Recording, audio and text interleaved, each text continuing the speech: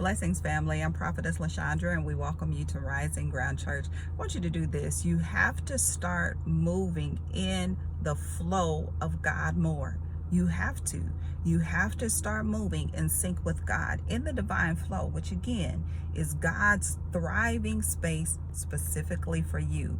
Yes, there's a current, there's a flow, there's a stream that God already ordained perfectly for you before you were ever even born. There is a sync. There is an order, but you have to get into that flow. Now, what does that kind of look like? Not only does it mean that you're giving your life over to the Lord and you're saying, God, I surrender to you.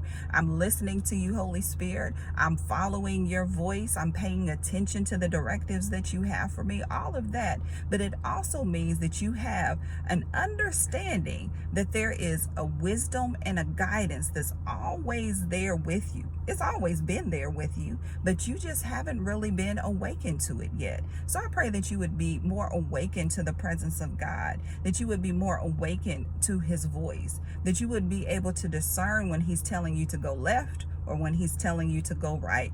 When the Holy Spirit is saying, I need you to just be still right now, I pray that you would discern that. When the presence of the Lord is saying, act now, move now, you have the green light. I pray that you would be aware of that. That's what it means to live in the divine flow. That means that all of a sudden, the things that you've prayed about, they start to come right there in front of your face because you've been discerning the movements of God and you've come into agreement with those movements. You've just been allowing the Holy Spirit to speak to you, to live in you, and to flow in you and through you. And that determines your next step. You know, the word tells us that a man can plan all kinds of things, okay? And I'm paraphrasing, that you can plan all kinds of things, but it's God who does the execution. He's the one that has the final say. So you have to make sure that your plans line up with the plans of the Lord. And that's how you know, okay, God, if this is your will, then you're going to see to it coming to pass. I just have to be obedient and following you to making sure that that happens.